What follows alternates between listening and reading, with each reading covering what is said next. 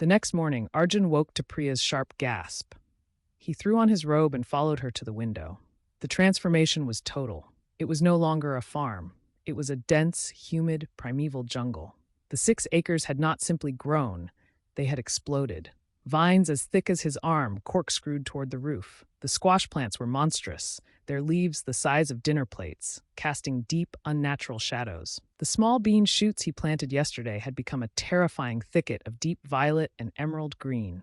The air was heavy with the smell of overripe decay and raw, aggressive life. He pushed the back door open.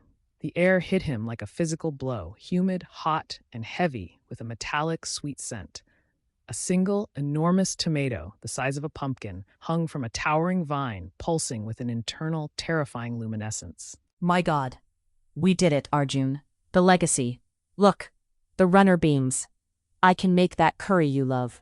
Blinded by the sight of the miraculous, grotesque harvest, Arjun didn't notice the unnervingly low, rhythmic thrumming that now emanated from the depth of the jungle. A sound that felt less like machinery and more like a deep, satisfied breath. Chapter 3: The Hungry Feast. Priya hummed contentedly as she worked in the kitchen, the scent of fresh garlic and chili battling the heavier, metallic sweet air leaking in from the garden. She'd managed to hack through the thicket of beans with Arjun's old machete and retrieved a substantial haul. They were immense, longer than her forearm, colored a deep, almost purplish green, and strangely plump. They look like they've been speed-grown on steroids. Arjun remarked, sitting down at the table. He was still rattled by the morning's transformation, but the overwhelming success had calmed his military nerves. Priya set down 2 steaming bowls of the curry. The color was intensely vibrant, and the sauce had a viscosity that defied explanation. Don't knock it. It smells divine. And it did. Arjun took a bite. The texture was crisp yet tender, and the flavor was overwhelmingly intensely good. It wasn't just fresh, it was hyper-flavorful, every sense saturated by the taste of perfect growth. They ate in silence, the only sound the clinking of spoons and the low, constant thrum of the dome's unseen machinery. I feel astonishing. Arjun declared, pushing back from the table. He felt a surge of energy he hadn't experienced since his early 40s. His joints didn't ache, his eyes felt sharper. They spent the rest of the evening in a state of restless, vibrant energy.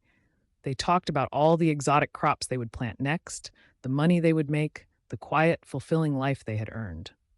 But as the dome darkened and the vast, transparent roof reflected the dense, oppressive green of the jungle inside, Arjun began to feel a disconcerting emptiness beneath the surge of energy, a deep, ravenous hunger that the meal had not satisfied.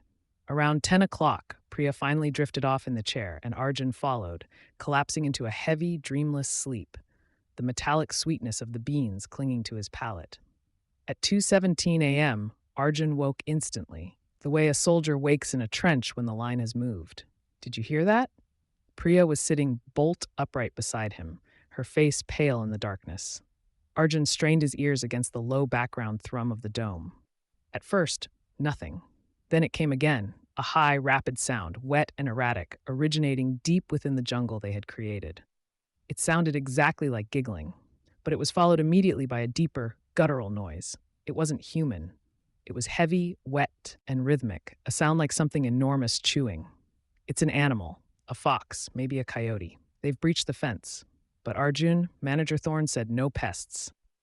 The giggling sound came again, closer this time, and unmistakably mocking. It was accompanied by a wet, scraping sound, like a heavy mass being dragged across the porch stones. We call the police, right now.